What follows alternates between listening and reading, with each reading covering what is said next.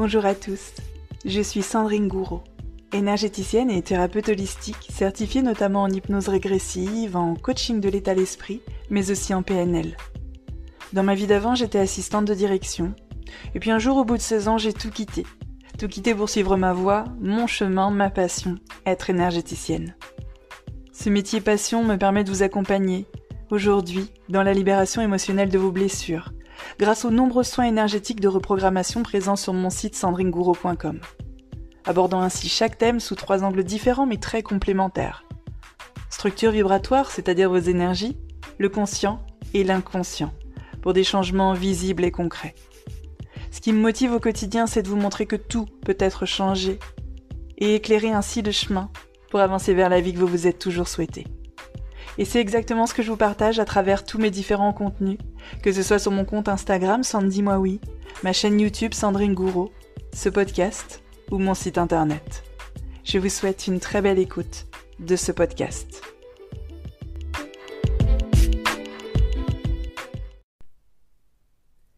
Coucou tout le monde! Alors aujourd'hui on se retrouve pour un nouvel épisode de podcast en cette fin d'année 2022. Alors là pour le coup je pense qu'on peut pas faire plus raccord, c'est vraiment le dernier jour de l'année 2022, on est le 31 décembre, on a eu toute notre année qui s'est écoulée, qu'on le veuille ou non, c'est le moment de faire le bilan. Moi perso, j'aime beaucoup faire le bilan, peu importe ce qui s'est passé dans l'année, c'est toujours extraordinaire, j'aime me dire, tu te rends compte, il y a un an t'en étais là, jamais t'aurais cru en être là dans un an ou être telle ou telle personne dans un an.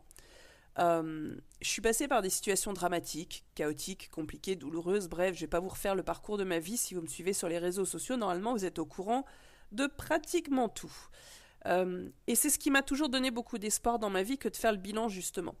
Peu importe ce que je vivais dans ma vie, je me disais toujours, dans un an, pile poil, jour pour jour, tu seras tellement loin de tout ça. Et c'est ce qui fait que j'ai toujours réussi petit à petit à accorder de moins en moins d'importance à ce qui arrivait parce que je sais que ça dure pas. Et qu'un beau jour, on en arrive un an plus tard et qu'on se rend compte du chemin qu'on a fait. Alors voilà, aujourd'hui, c'est l'heure du bilan 2022. Je vais essayer de faire un bilan multi-domaine, un petit peu en vrac. J'ai pris des notes et je vais voir tout ce qui va pop-up à ce moment-là. Alors 2022, qu'est-ce que tu m'as fait? Qu'est-ce que tu m'as appris? Qu'est-ce que tu m'as apporté? Qu'est-ce que tu m'as pris aussi? Parce qu'il y a eu des pertes et pas des moindres. Alors, cette année 2022, j'ai commencé de manière assez basique, rien de plus, rien de moins. J'avais atteint tous les gros objectifs de ma vie, de mon entreprise en novembre 2020. Du coup, j'ai pas trop d'objectifs, à part être heureuse, être en bonne santé, ce qui semble être déjà pas mal. J'ai entamé le début de l'année 2022 en me posant pas mal de questions sur la santé. La santé de manière générale, la mienne, bien entendu, celle de mes enfants, celle de mes proches. Donc pour rappel, j'ai jamais eu de formation dans ce domaine, hein. Moi je suis partie de zéro, très honnêtement la santé j'y connais pas grand chose. D'ailleurs j'ai jamais eu de très bonnes habitudes de santé, peut-être le seul truc bon de ce côté-là chez moi, sans le savoir, c'était le sport. J'ai toujours fait du sport, j'ai toujours eu envie de faire du sport, mais c'était pas dans un but santé, c'était plutôt dans un but esthétique, c'était pour être toujours plus mince et plus musclé. Donc là, j'ai commencé à m'intéresser à la santé de manière générale, bien évidemment. Vous vous doutez bien que c'est aussi en lien avec tout ce qu'on a vécu ces 2 dernières années. La santé a commencé à m'intéresser de plus en plus. Je me suis surtout demandé pourquoi il n'y a pas d'argent mis sur le préventif, la prévention, dans le sens où pourquoi on n'apprend pas aux gens à prendre soin d'eux. Qu'est-ce qu'il faut faire? Qu'est-ce que tu dois manger? Enfin, tu vois, ce genre de choses, quoi. Bon, bien évidemment, on connaît tous la réponse, c'est parce que c'est pas rentable. Alors, je me suis dit, ok, tu vas l'apprendre par toi-même. J'ai commencé par des vidéos, en vrac, je vais même pas vous citer les noms, hein, j'ai regardé plein de gens à droite à gauche. Et puis j'ai testé plein de choses, surtout. Et j'ai commencé par faire moi-même le jeûne intermittent, ce qui m'a apporté énormément de bienfaits de manière très rapide. J'ai fait des cures de jus de légumes, ce qui m'a apporté énormément de bienfaits de manière très rapide aussi, et tout ça, c'était vers février. Et puis sur la période du mois de mai, j'ai découvert les bienfaits de l'eau froide, avec les douches froides, les bains froids, et ça aussi, ça m'a apporté beaucoup de bienfaits. Cette année 2022, je me suis formée pour être naturopathe. Ça a semblé être la réponse à toutes mes questions. J'avais envie de m'y connaître réellement en santé naturelle, le fonctionnement du corps, de quoi il a besoin. Et à un moment donné, je me suis heurtée à la limite de ce que tu peux apprendre avec les livres et les vidéos. Donc j'ai décidé de faire une formation pour être naturopathe. Là on est donc le 31 décembre 2022. Ça fait 2 mois que j'ai mon diplôme de naturopathe, que je n'exerce toujours pas de manière officielle pour l'instant. Je me fais plutôt la main sur les amis, sur la famille, sur les amis de la famille et sur la famille des amis. Pour l'instant, je ne sais pas si j'aurai les épaules, très honnêtement, pour le proposer au sens le plus large, c'est-à-dire à vous tous, parce que je sais la mauvaise presse que l'on veut faire à la santé naturelle, au préventif notamment, prendre soin de soi, apprendre aux gens à prendre soin de soi, c'est un petit peu devenu le nouveau gros mot, et pourtant, clairement, moi aujourd'hui je pense, je crois, j'expérimente que c'est la base de tout. C'est un petit peu comme cette vieille phrase, mais alors je vais complètement l'écorcher, parce que je m'en souviens pas très bien. Si tu apportes à manger à quelqu'un, c'est sûr que tu vas l'aider, il va être nourri, mais si tu lui apprends à se faire à manger, il sera autonome, et ça n'a pas de prix. Bon, j'ai complètement trafiqué la phrase, mais en fait, moi je pense vraiment que c'est la clé de tout ça. La clé du bien-être, la clé du bonheur, et à plusieurs niveaux, c'est de reprendre cette autonomie. Et vraiment, en 2022, j'ai compris que c'était important de la reprendre, cette autonomie, réapprendre des choses simples. Donc cette année, je me suis formée en naturopathie avec une petite part d'hygiénisme. D'ailleurs, je me suis aperçue que l'hygiénisme était davantage ce qui me correspondait. Pour moi, la naturopathie, l'hygiénisme, prendre soin de soi au quotidien, ne pas attendre d'être malade, pour se dire « tiens, ma santé, c'était important, fichtre bleu, qu'est-ce que je peux faire maintenant ?» Je me dis tout ça, la naturopathie, l'hygiénisme, c'est ni plus ni moins, pour moi, que du bon sens. C'est le bon sens qu'on a oublié.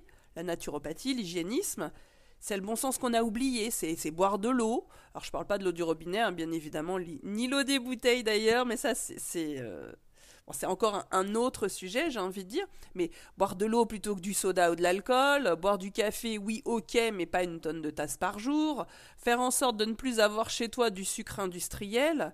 Tu sais l'espèce de sucre là qu'on rajoute partout, en veux-tu en voilà, tu proposes un café à quelqu'un avec du sucre, 2 sucres dedans, allez.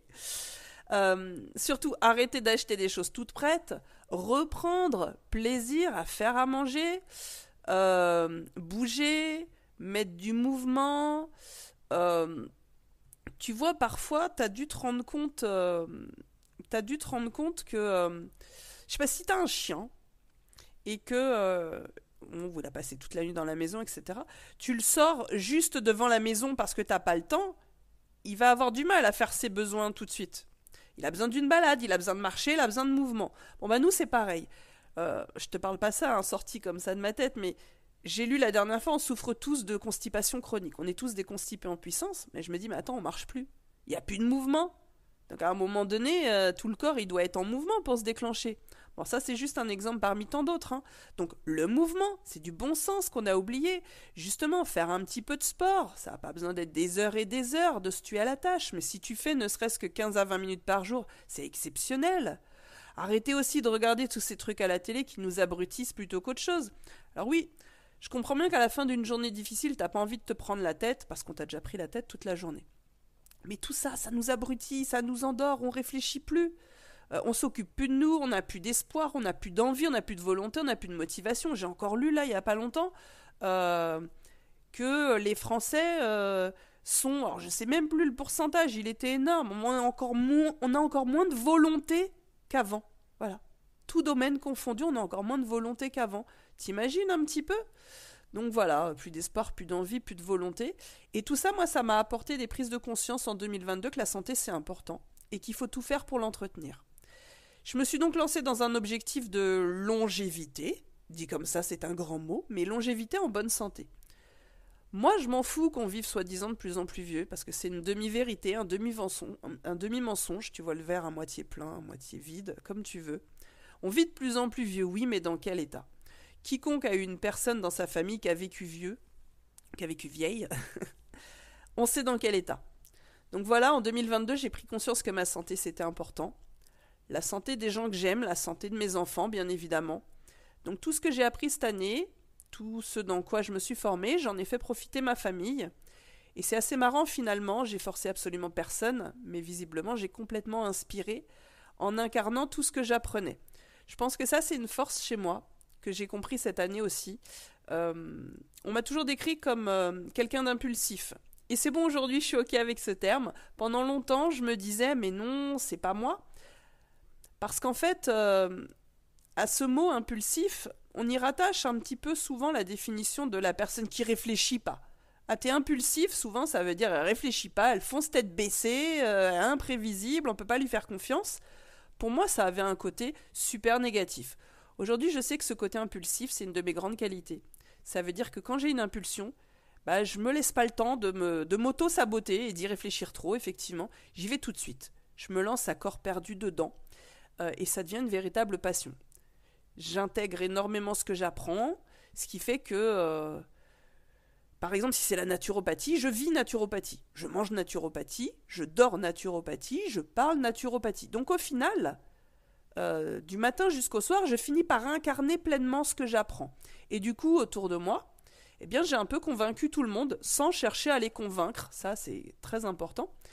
Et en 2022, ça a été un grand bonheur pour moi que de voir la santé des gens autour de moi se transformer en mieux, bien évidemment. Je pense notamment à ma mère qui a perdu 12 kilos et qui en a fini avec ses problèmes de genoux. Problèmes de genoux dont on lui avait dit, bah, ma bonne dame, c'est votre âge. Elle a 61, s'il te plaît.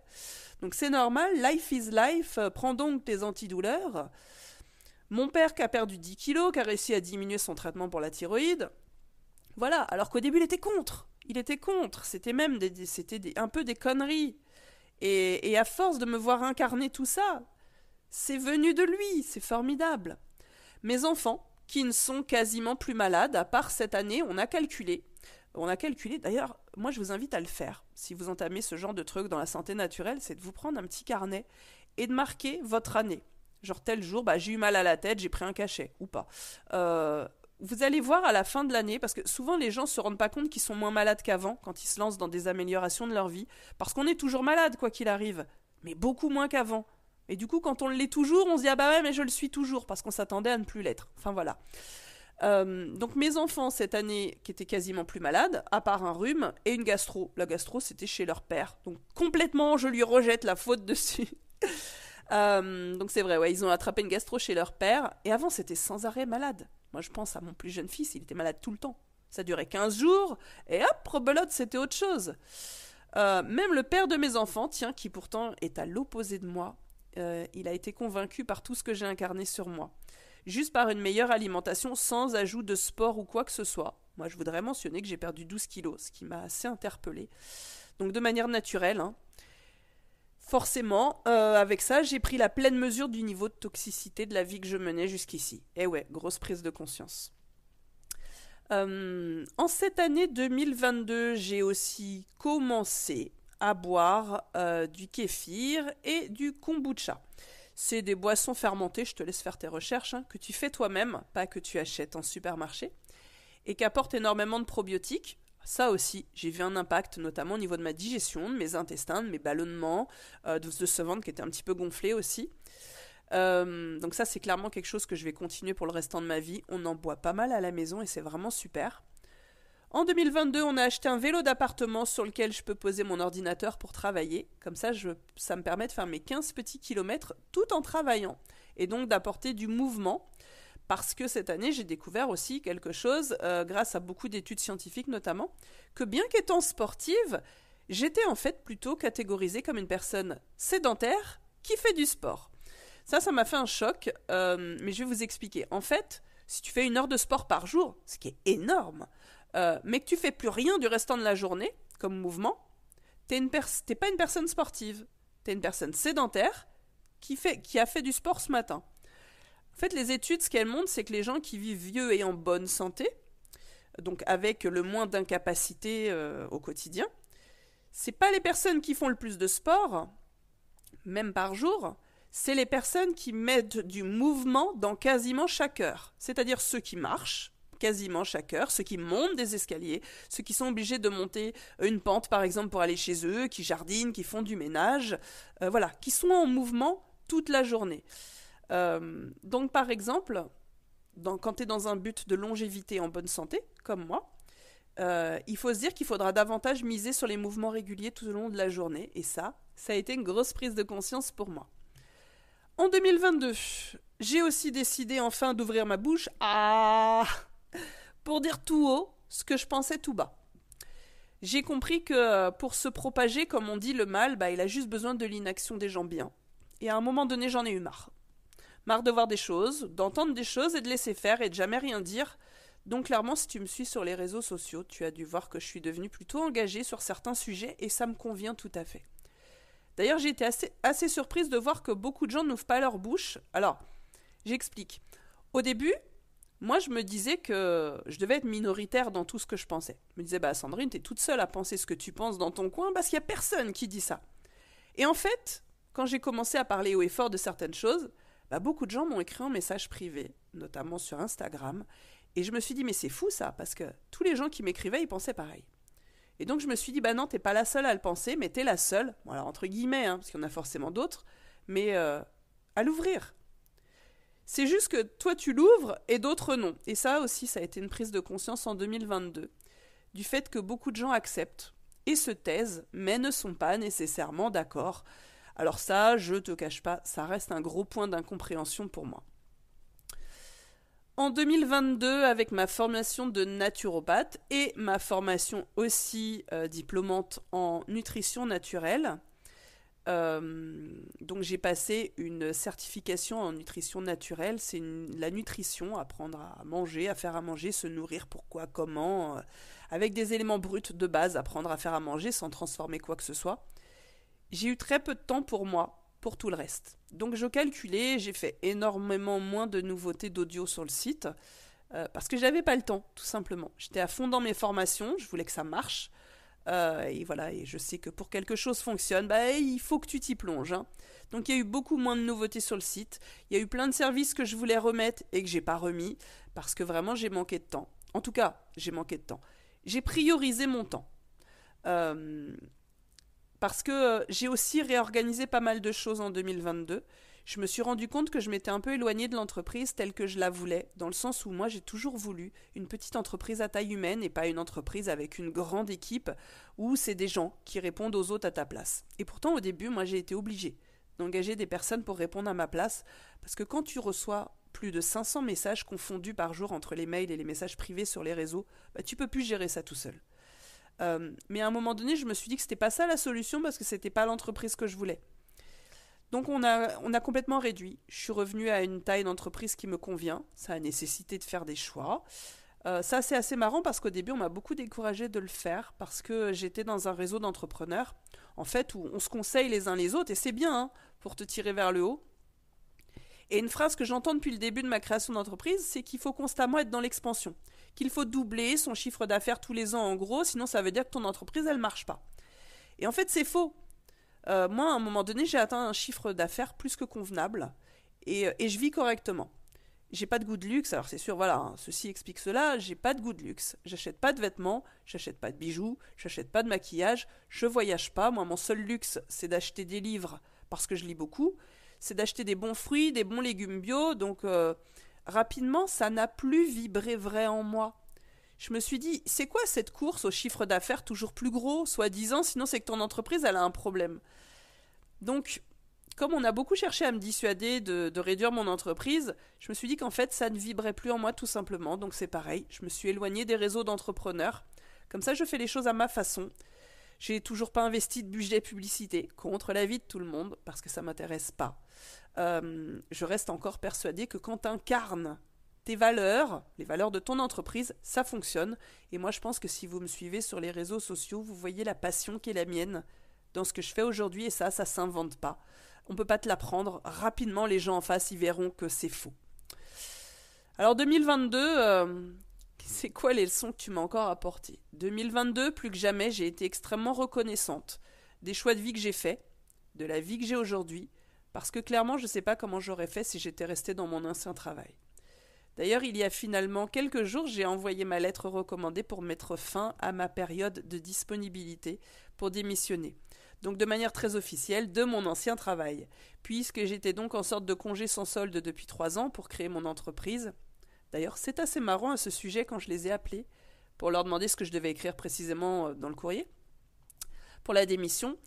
Elle a mis 1 semaine à me répondre en me disant « Je suis vraiment désolée, j'ai mis beaucoup de temps à vous répondre parce qu'en fait, j'arrivais pas à trouver la réponse. Tous les gens qui s'en vont reviennent. » Mais là, ça m'a fait rire parce que je comprends mieux pourquoi au début, quand j'ai dit que je partais 3 ans, on m'a dit « Bah, tu vas revenir, tu reviendras même avant. » Et moi, dès le départ, j'avais dit non, en fait. J'avais dit non. J'avais dit c'est juste une formalité, je prends le congé de 3 ans parce que c'est comme ça, c'est la procédure, mais je sais que je reviendrai pas. On m'avait dit oui, mais si ça marche pas. Je lui ai dit bah c'est bizarre, mais moi, en moi, c'est comme s'il y avait même pas la possibilité que ça marche pas. Alors, faut pas me demander pourquoi, c'est des intuitions profondes. Je devais avoir vraiment pleinement conscience que j'allais sur chemin de vie, sur mon chemin de vie. Et pour moi d'ailleurs, quand tu vas sur ton chemin de vie, les choses elles sont simples. Je peux vraiment voir la différence dans ma vie. Les choses n'ont jamais été aussi simples, aussi fluides, aussi faciles à s'emboîter les unes dans les autres que quand je me suis mise enfin sur mon chemin de vie.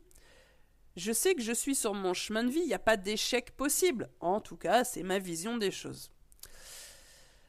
En 2022, j'ai eu aussi une grosse perte pour moi. J'ai perdu mon papy d'amour à presque 91 ans. Papy d'amour dont on pourra dire qu'il a vécu plus vieux que beaucoup de gens. Moi, je rajouterais oui, mais dans quel état ? Considérablement diminué depuis ses 82 ans et incapable du moindre mouvement tout seul dans ces dernières années. Il est parti début août. J'étais seule avec lui, je lui ai tenu la main jusqu'au bout. C'était un moment en dehors du temps. Je ne veux pas trop passer de temps là-dessus parce que c'est encore trop émotionnel pour moi. C'était un moment en dehors du temps. Je pense que j'arriverai jamais véritablement à expliquer ce qui s'est passé à ce moment-là.